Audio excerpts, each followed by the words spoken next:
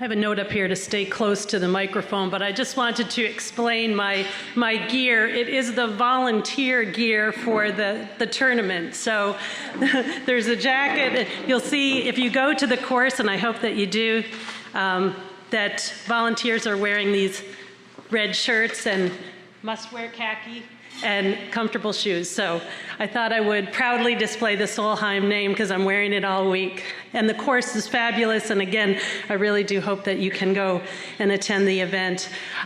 Thank you, Angie, for the introduction and for the update, and thank you, Karsten, also. It has been an absolute delight the last 3 years to be associated with, obviously, the John B. and Lillian E. Neff College of Business and Innovation that just got named this year, but also the Center for Family Business has just grown significantly over this time, and that's thanks to the leadership of Angie, Karsten, and her crew, but also the enthusiastic participation of the members. So we thank you so much for attending this event and all the events throughout the pandemic and previously and in the future. So now on to the program. I'm very excited to be the moderator for this panel of the Solheim family. I was mentioning to them, I don't know if anybody, well, in their family it's true, but anybody here might have played the Karsten Creek course in Stillwater, Oklahoma, but I began my career at the other university in Oklahoma, and I did play at Karsten Creek before it even had a clubhouse. There was it a double wide? Single wide, maybe. Single wide trailer, and I played 25 plus years ago there. So it was a fond memory. I saw an armadillo walk across the course, so that's not something you see here in Toledo. Okay, on with the show. We are talking about a family business, a very successful family business, and we want to hear from our panelists. But first, let me ask them to each give a brief introduction of their role in the business and their history with the organization. Yep. Hi, Andy Solheim. I'm currently Executive Vice President and ultimately in charge of soft goods, but also do whatever this guy tells me to do. I started when I was 14 and I'm like 24 now, so I've been there a little more than 10 years. John Solheim, Chairman, CEO of both Ping and Karsten. I started when I was 13. My job was drilling the holes for the 1A putter for the shaft to go in. It wasn't the easiest thing when it's mounted to a torsion bar, but you know, that was my job, and then I just kept growing and growing, and yeah, we'll get into more of it a little bit later. I'll turn it over to Alan. Alan Solheim, Executive Vice President, retired. I started on the first day. As far as I was working on a golf course, and my boss, Pat Mahoney, told my father he was really a good putter, and he said, well, you should have seen the way I puttered before I made this putter with heel and toe balance. And Pat told him, I'd like to sell a putter like that. Could you make some more? And it was within 24 hours that we had the first prototype made up that we actually went into production of. I'll turn it over to Stacy. Hello, I'm Stacy Powles. I'm a Executive Vice President at Ping. Alan is my father. And just so you know, Andy is John's middle son. So Andy and I are both middle children in our family. Yeah, so I oversee our women-specific products as well as do a lot of corporate admin functions as well, work on benefit plans and things of that nature. Okay, thank you so much. These questions were solicited from the membership, so there's some interested people out there looking for answers. One is, family members and longtime employees often refer to Karsten's way as a form of management style. Could you please explain this style and how you and the employees felt about it? Karsten's way is a really good way to describe it. Karsten made all the decisions, down to the smallest thing. And you could advise him, but he made the decisions. It worked. I disagreed a few times. Normally, he was right. And so it was his way. We actually made a book called Karstens' Way as well, and it's a good book. And I'll add to that, as far as Karsten's way definitely was his way, and John would sometimes go head to head with him, and there were a couple times that he even got fired, and I talked him into bringing him back. But his way really was a sound way. I mean, he basically said, never look for money.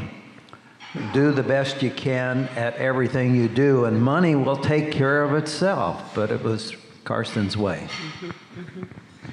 You got to remember, too, that the only money Karsten ever borrowed was like $1,500 to buy a mill so he could make the molds himself, instead of paying that kind of money to have a mold made.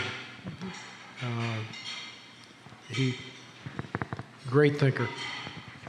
Excellent. How has the management style changed over time, or has it? The management style, how has it changed over time? Well, I try to use my people and let them make more decisions, you know, and the company was, you know, we'd grown, we were doing very well.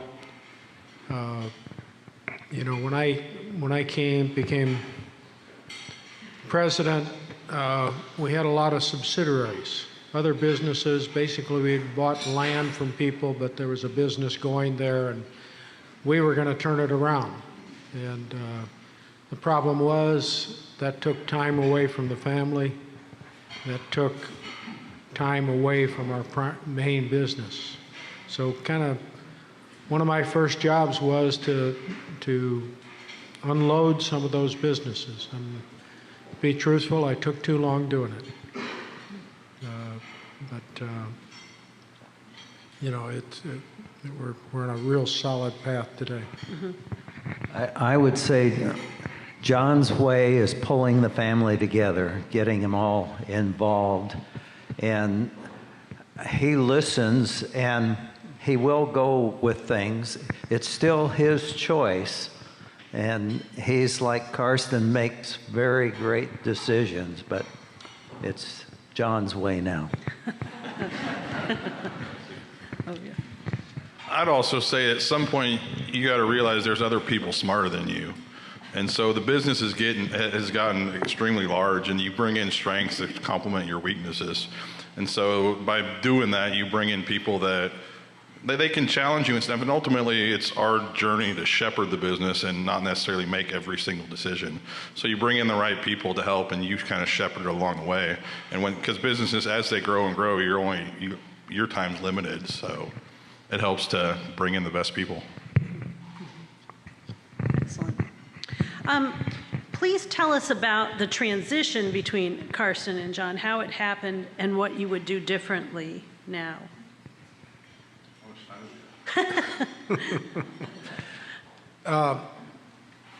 My dad, he would not talk about anything to do with him not being there, which made things very tough. And you know, we wanted to talk to him. My mom, Louise Solheim, you know, she was the business side of the business, and a phenomenal person. But, you know, he wouldn't talk about it. When his health started to decline, I asked if I could move into his office with him to work together. Nope, that didn't work. And well, it didn't. He wouldn't have it. Then the difficulty was he wasn't capable later on of designing new product like he had been. I mean, he was absolutely phenomenal. And he did not want anything to change from his work. And we needed to change. We needed to grow. My feeling is that in business, you have to lead. You have to lead in design, you have to lead in innovation, you have to lead in service, and you have to lead in quality. And if you're not doing that, you're not getting the job done. You're not doing your job. And we had just added 3 of the strongest people to our board of the third generation. And in that board meeting, where my dad wouldn't talk about anything, when it came time to vote for positions, I told my dad, I want to nominate you as chairman. We did not have a chairman. And I'd like you to nominate me as president. And him and my mom had a little discussion, and it was done. All at one meeting, it was done. My dad's health was declining. He was, during those years, my mom got a lot done. Unfortunately, my dad passed away, I think, about 3 months before it would have saved us a lot in taxes. But my dad passed away at 88, and my mom lived to 99, and she was younger. And she got a lot done during those years. So the transition happened. And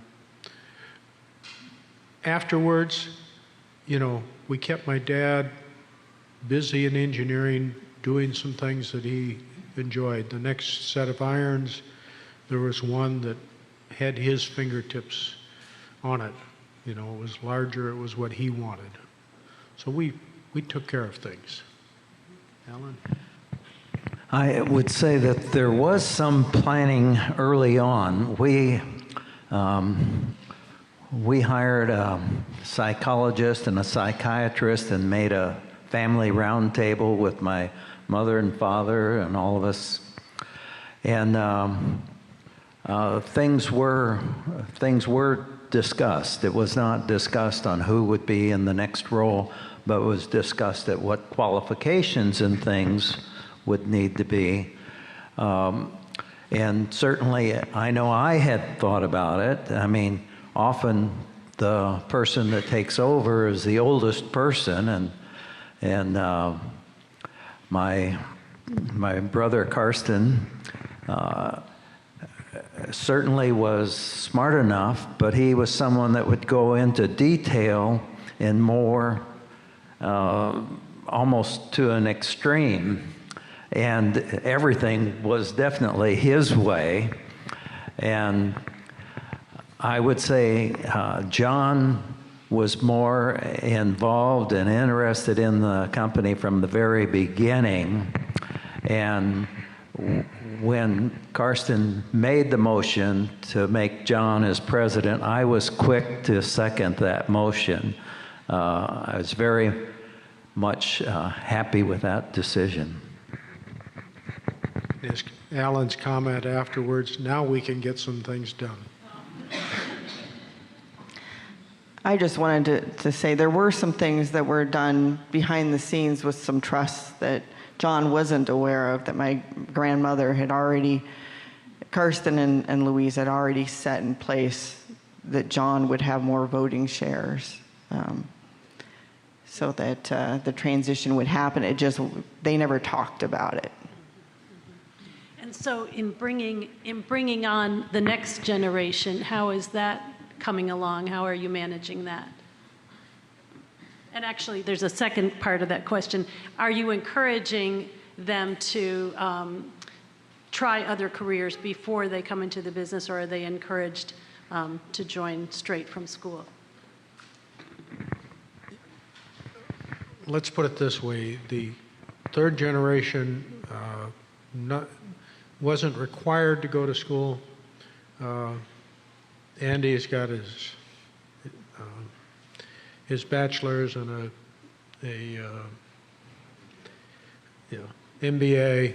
My oldest son, John, has a bachelor's and an MBA. He's a mechanical engineer, Andy's business. My youngest son, he's going to seminary again. He's very smart, and he's actually the one that the other two brothers goes to talk to when they have to work things out. Stacy, that was interesting because she'd wanted to be a hairstylist and didn't want to go to college. Well, finally I told her that it's time for you to start school. And she was going to school half-time and working half-time and raising kids, and graduated with a 4.0, and then went and got a degree in master's in corporate finance. So it just it's worked well. The kids worked in the business in high school, came up into it, and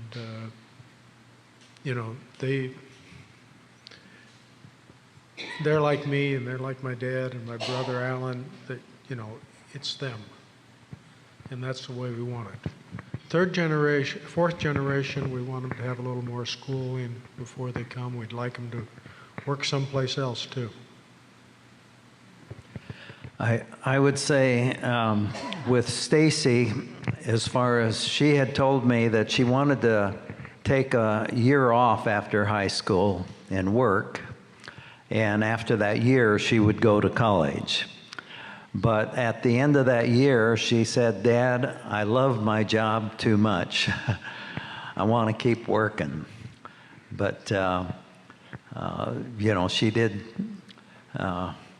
graduate with all the honors and everything. She has a son that just graduated from ASU, comma cum laude, and her youngest daughter graduated from high school with honors, and so I'm very proud of them.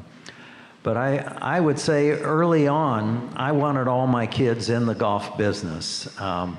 I required all of them to hit 50 golf balls every day before school.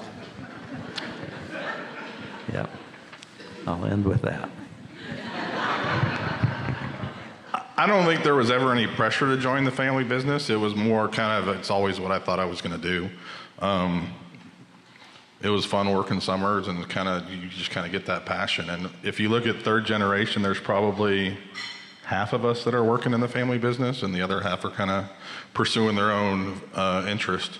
And then fourth generation, I would even say, is the interest in there. I know there's a small percentage that's very interested, but there's also a lot that have other interest, and we're probably going to go somewhere else. So I don't think there's ever pressure. It was just kind of what we wanted to do.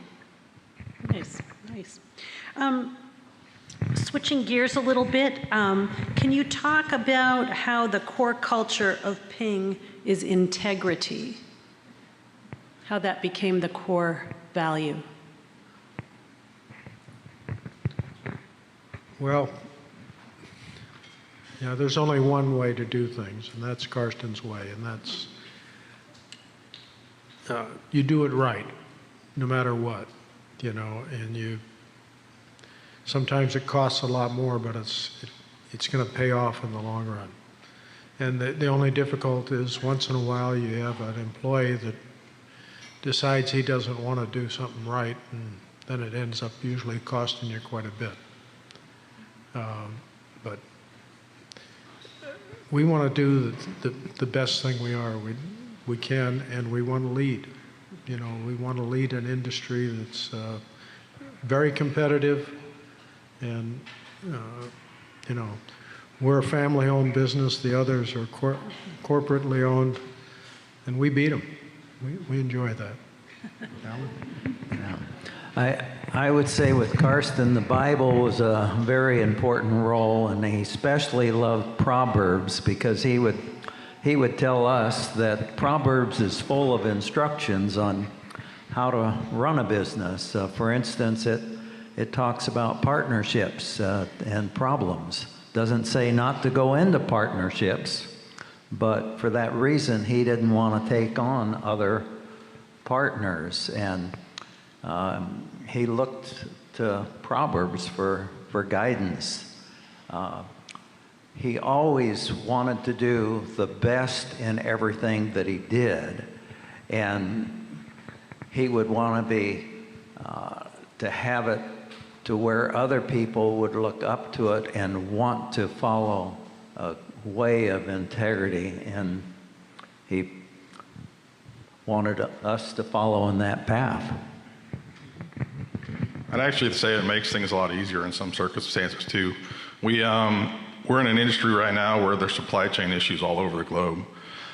And we had meetings with accounts and stuff, and when you do when for 60 years you've done what you said you were gonna do, it's a lot easier sitting across those accounts. And yeah, things change on a daily basis when you've got containers falling off ships in the middle of the ocean and heads aren't gonna be in. So now instead of 3 weeks, it's gonna be 12 weeks, and you sit across the table from them, and they know that what you're telling them is as good of information as you have. So he makes those conversations, difficult conversations, where they're not getting what they wanted, but they understand you're gonna do what you said, as much as you said you can do.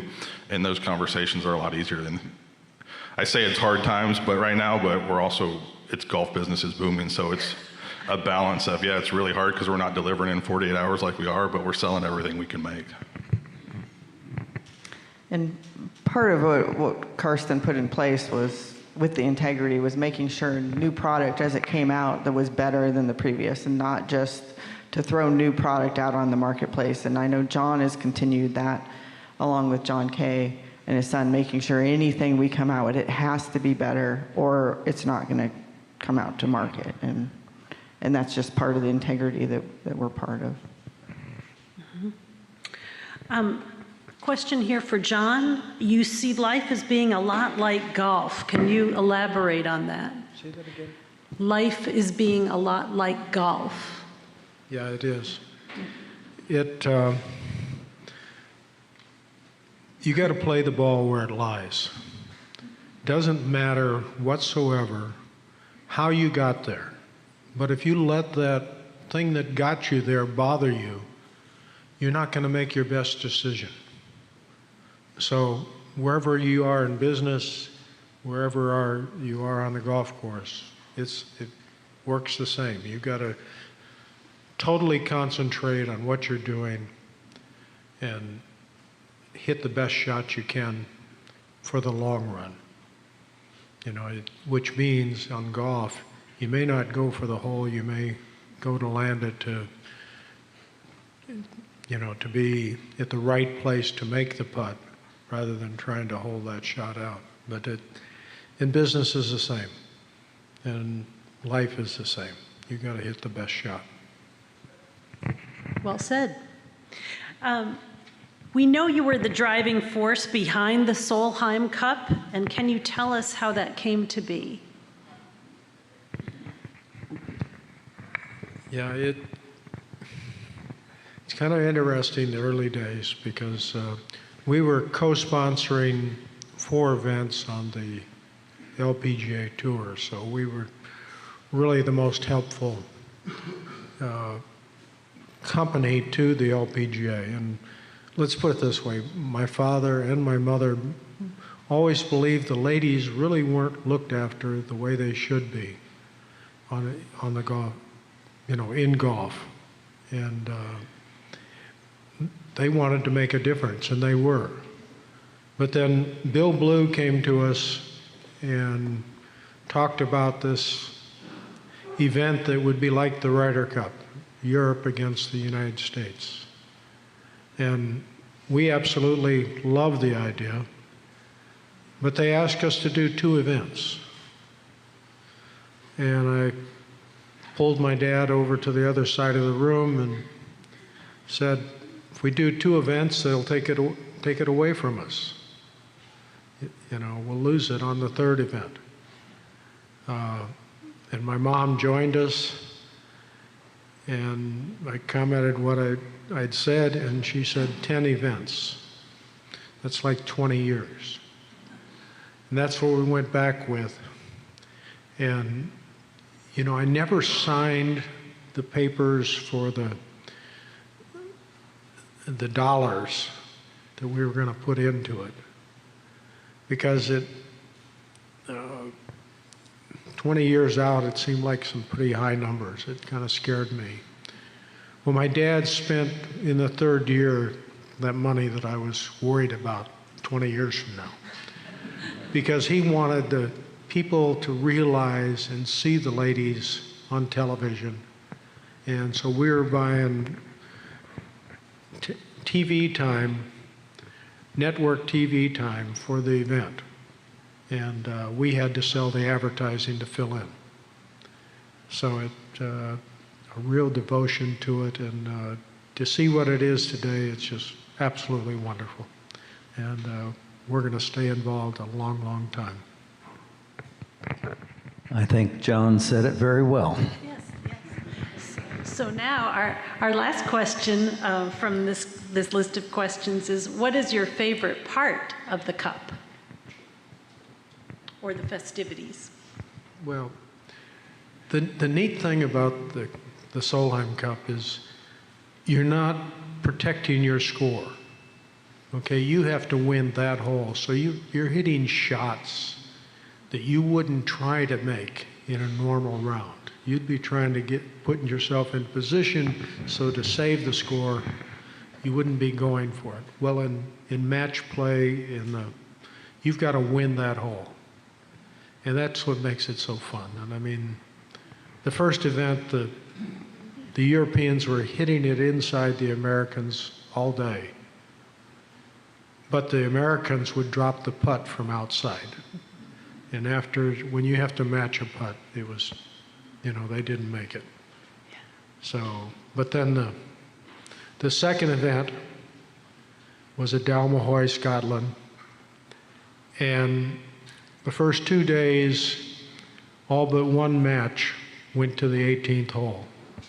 That's how tight the competition. And one other match went to the 17th. That first match, only the last match of the last round went to the 18th. So once that happened at Dalmahoy and the Europeans won, they took it away on that final day. You know, we knew the match was on. The competition was there. It was huge. But what I kind of like doing is watching the captains and seeing the pressure they're under and how they're manipulating. But you know, it's tough to do that and watch the shots too.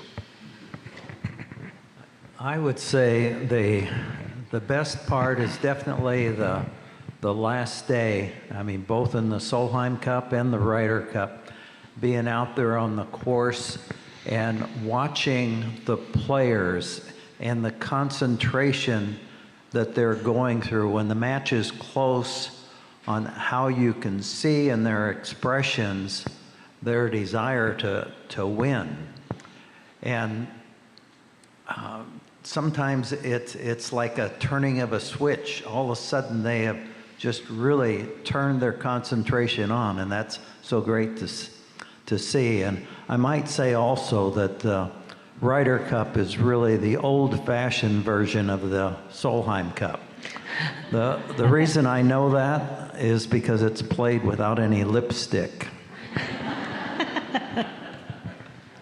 I think it gets to the heart of the competition. You know, we can say the Solheim Cup has grown. You look at all these ancillary events that go. Heck, I get to go to a Gwen Stefani concert this week, which is pretty cool.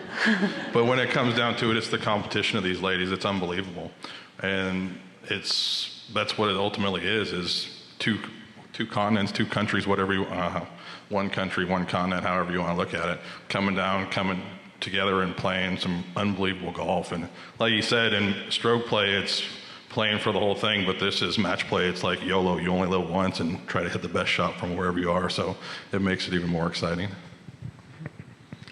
For me, there's two things that are my favorites. One is usually the Junior Solheim Cup. So that happens before the Solheim Cup. What's so exciting about that typically is these are very young ladies that don't understand the star power they're likely to turn into. And so they're very humble. They're just amazing, amazing golfers. I mean, some of the shots they hit are pretty impressive. And so to see the stars before they become the stars is kind of special, because many of those have gone on to become players on the regular Solheim Cup. Unfortunately, this year, because of COVID, they're not opening the juniors up to the public, so that one's kind of out. Otherwise, it's the first tee at the Solheim Cup. If you're there and you want to be part of the action and the fun, the first tee is the happening place of where to be, where you can see the fans kind of interacting with the players, where they're making noise as the people are trying to make a swing. And it's just a fun atmosphere to be part of. Let's put it this way. The Ryder Cup followed the Solheim Cup to what's happening on the first tee today.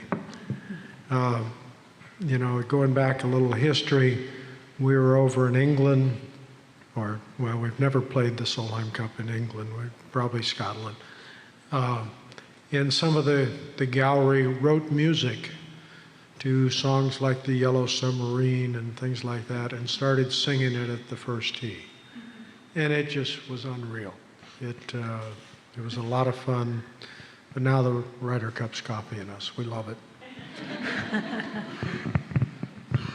Well, that concludes the questions that we selected earlier, but if there are some questions from the audience, we can take a few.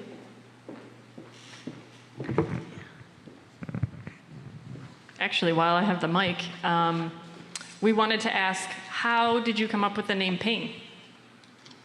Oh.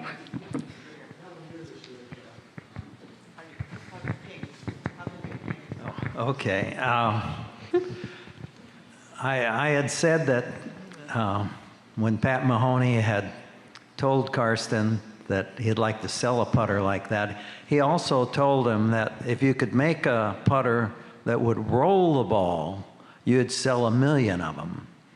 Well, at home, he got 2 bars of metal and 2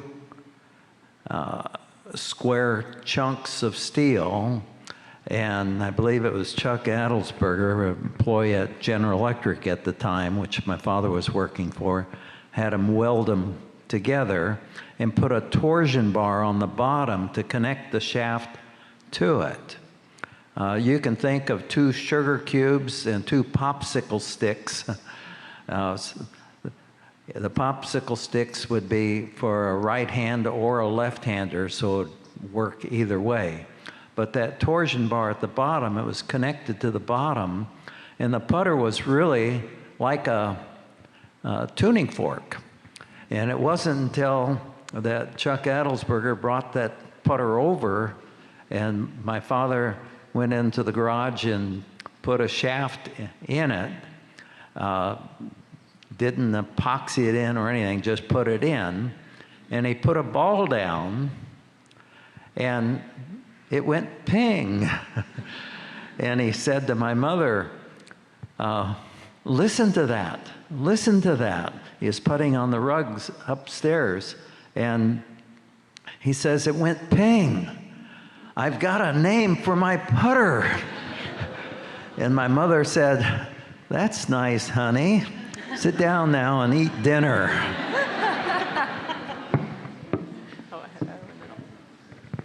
Thank you. Thank you all very much. It was a pleasure meeting you earlier as well. I have a lot of questions, but I'll just do 2, okay, quick ones.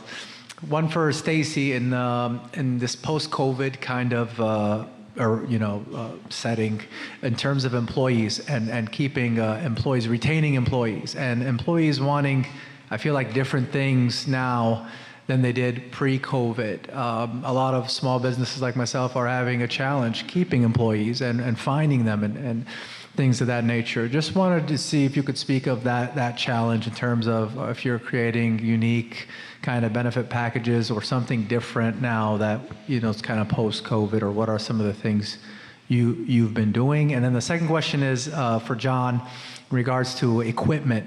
I know a lot has changed since the first putter and then the equipment needs today with everybody kind of driving longer and doing different things.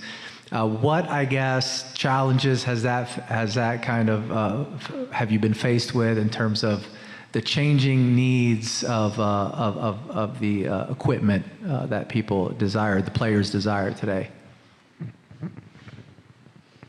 Okay, so we've been able to retain. I mean, we did have to go through a furlough of sorts to begin with COVID, as we were trying to figure out what type of business we had to come back to, because orders went from having a really good year to almost nothing overnight, right? And then we started bringing people back, and orders started to come, and now we can't keep up.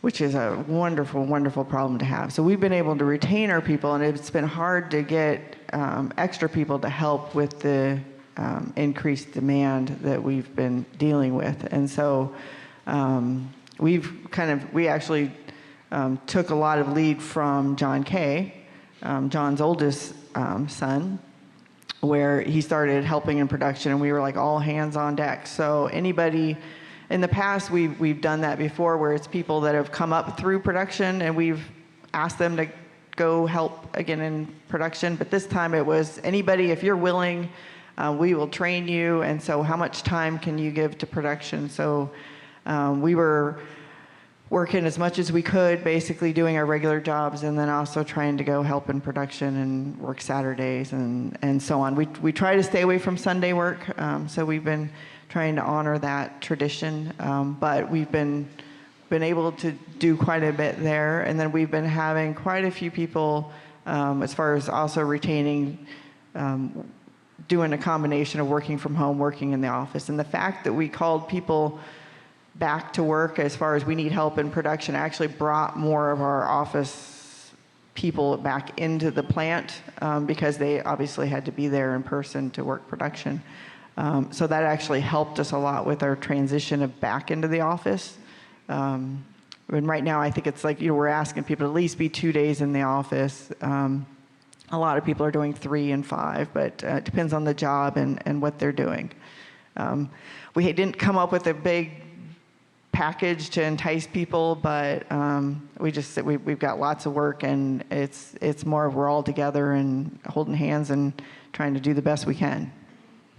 We didn't have any issue with getting people back after the shutdown. And Our staff is very close. We consider them family. And so with production, there was never an issue of how we incentivize them to come back. It was, hey, we're back open, people are there.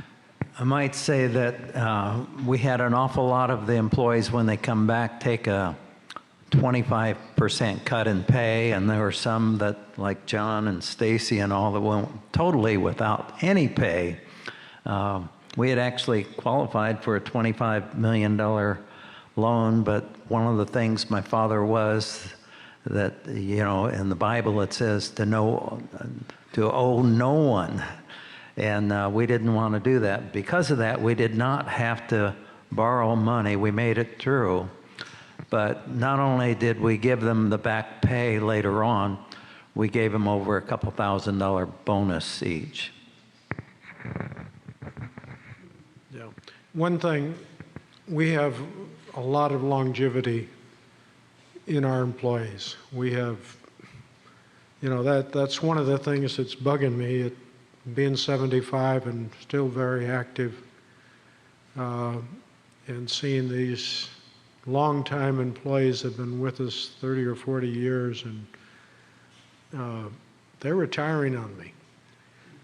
it's not easy, but it's a wonderful thing. But Stacy, how many employees do we? You have some numbers on how many we have where? How old? How? I'm thinking we're around 30% of our people have been with us like 20, 25 years. So it's been a long time for some people. Yes, and some of those are in production day in, day out, 25, 30 years. Well, some are 40. Yes, long time. I was giving a talk at Thunderbird American Graduate School, and I said a lot of things about the employees and that they liked working there. And one of the questions came up was, you've said the employees really like working for you. What do you think they would say if they were up here? What would they say? And I said, well, we've got one of them in the audience here because he graduated from here. And he came, so let's ask him. And Tom Haddon, he said, I don't know how to answer that because I've only been there 15 years and almost everybody I'm working with has been there longer than that. So I think that speaks for itself. That was a long time ago because Tom's been there probably close to 30 years now.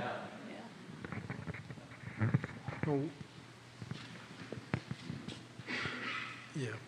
Let me cover one thing before I finish that question.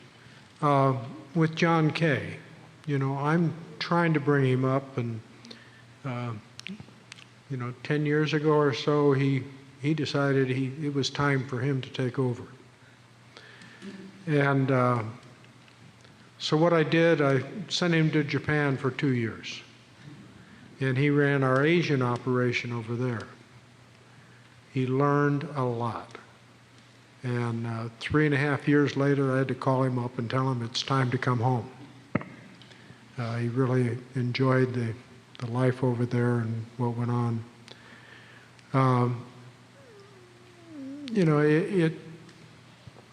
It's important, that you bring up people and that they respect everybody. Now, let's go on to the part I enjoy, which is really the engineering side of things and how you do things. And years ago, we had a Formula One races in Phoenix, Arizona, and we had the largest gathering of Formula One racers off the race course ever. And one of the American drivers came in and said, these are the same computers Porsche has. And I said, yeah. And we run the same programs Porsche does on it. And it just kind of shocked him that a golf club would be that way. But you can't lead if you don't push. And we push. And, I have part of the engineering group is design. Their job is to make the best club they can with proven technology. Then I have another group that's innovation. And their thing is to look at different stuff. And a lot of times you see something coming out that's announced in the magazines and everything. And here's a exciting thing. But you know that the production material of this won't be available for 5 or 10 years. But you've got to keep digging in it. You've got to keep looking. And, sometimes things don't work. We got a titanium that looked super for the face of the golf club. And we went and tested it, and the faces caved in. It wouldn't stand up. Our guys rewrote the heat treat for the metal. Now they stand up. But it's just, you got to push on those details. And some of the stuff that our guys are working on is just phenomenal. But, and that's the metal side of things. But with golf, people don't realize how technical it is what we get into, because the way the face responds in the action of the ball, how the grooves interact in certain things, how the bounce of the sole works. Then also you got to think about the water going off the face on a shot if you're in grass or even wet grass. You know, so we use a I can't think of the right word, but Hydrophobic. chrome that will, you know, let the water flow better. And, you know, we're searching for all these little things, and some of the stuff in the works is just phenomenal. It's amazing how metal works and what you can do with it. And this is the part I enjoy. So, but we've got some engineers there that enjoy golf and what they're doing just as much as I do. One of the cool things today, too, is that technology. We basically know what a club is going to do, whether it's going to perform or whether it's going to break, before we even build a prototype. And that's coming from a day where this guy, not him, but him, would drive, I think, an El Camino at 100 miles an hour with someone holding the club head out the window to check the aerodynamics. So I don't get to do the fun stuff like that, but... But, yeah. And it wasn't an El Camino because it, I don't, 100 miles an hour. he won't tell me where or what car he was driving. I mean, my father had worked in the aerospace industry. My mother, too, Ryan and Conver, she was a mathematician that did the calculation for airplane wings, and she also ran the wind tunnel. But when we built the first driver,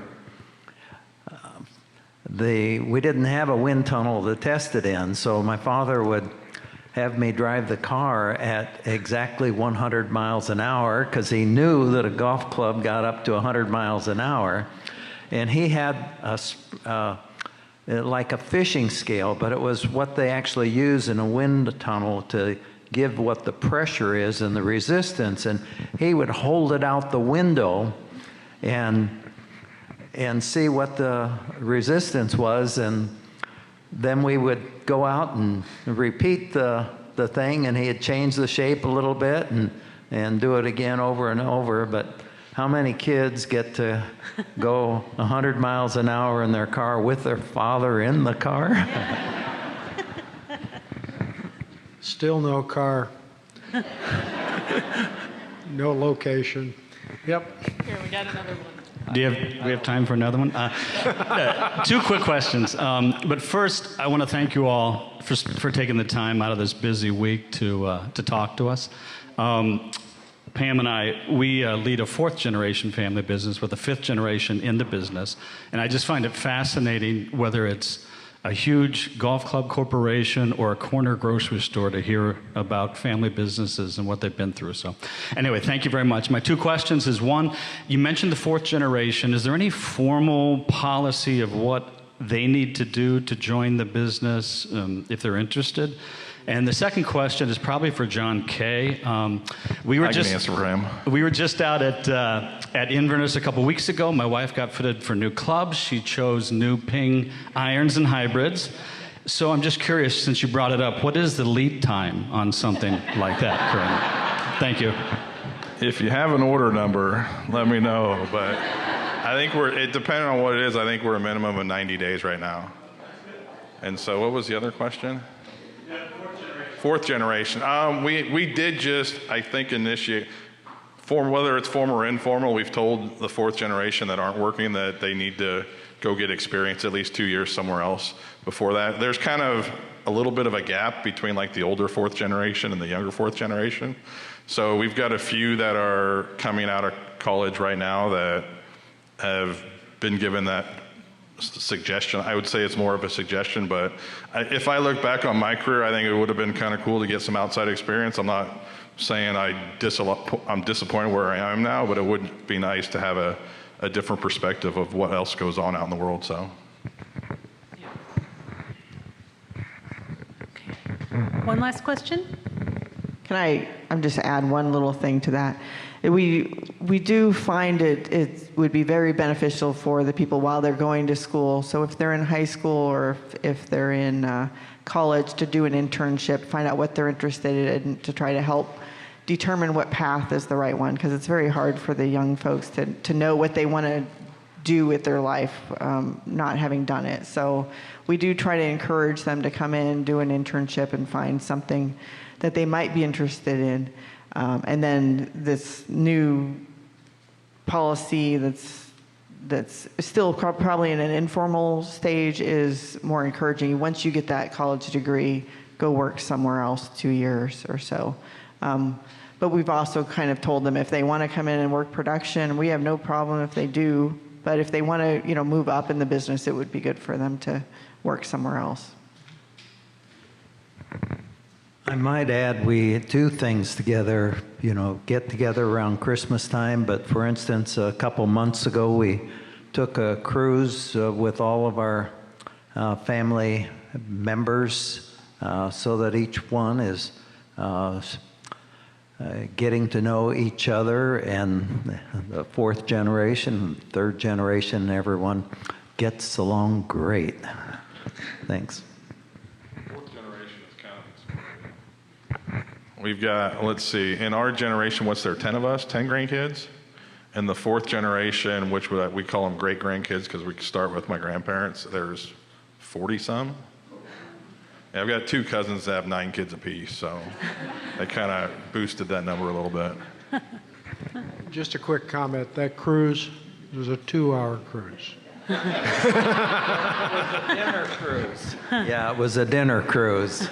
I wonder what my invite was for the other one.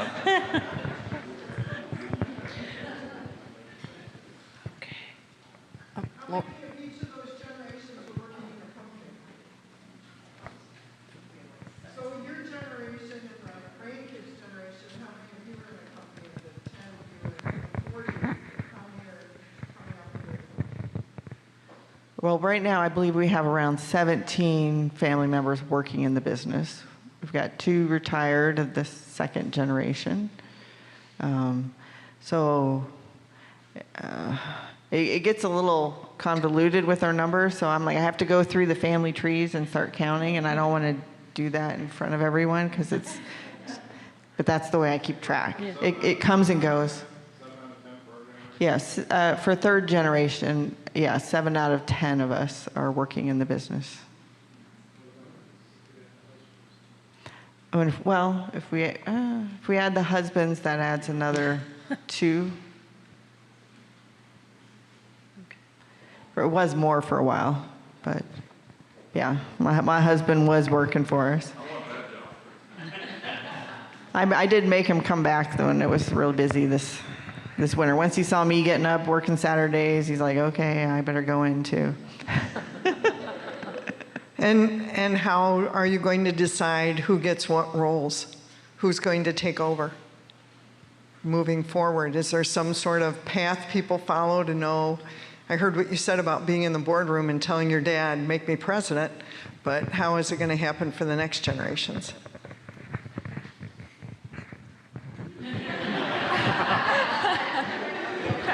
Well, I would say he's not retired, but he's done a very good job at handing things over. So he's kind of making sure the ship doesn't sink, kind of a thing. And so we've kind of gone from that second to third generation already. And John Kay, my brother, has kind of taken over that role, which is kind of cool because who can say they can beat up their boss when they were kids? But no, I'd say from second to third generation, ultimately the big challenge now I would say is going to be the third to the fourth generation. And hopefully we have plenty of time for that. And so I know our fourth generation probably ranges from, how old's Matthew? 30-ish? So 30 all the way to, I've got a 12-year-old at home. So we hopefully have Johnny in that position for a number of years, and we can prep the fourth generation to take over when it's time.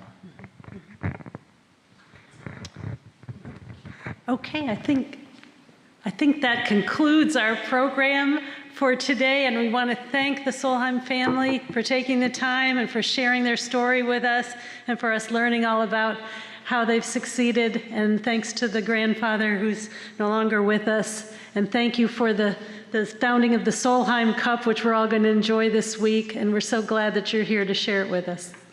Thank you.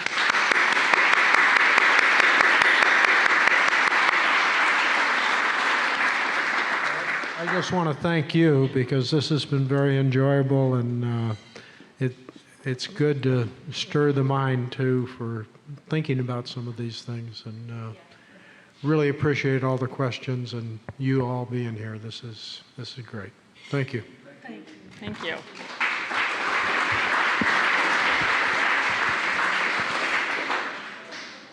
Well, that was fabulous, huh? It's certainly a day of thank yous. We really appreciate the Solheim family again, so thank you for joining us today and sharing your story. We love, everyone in this room loves to hear from other family businesses and what they've been through. We also, of course, again, want to thank Dean Ann Bayless for her support and, of course, her moderating skills. And a big thank you to all of our friends of the center, donors, and sponsors. Your continued support and involvement is inspiring and what propels the Family Business Center forward. We also want to take a moment to thank Jim Kinsey, he's doing all his hard work over there because we don't know how to do any of that. And of course Noah for his photography, and Angie Jones because she never gets to really get a thank you, thankless work over here, but she's our fearless leader, so thank you, Angie.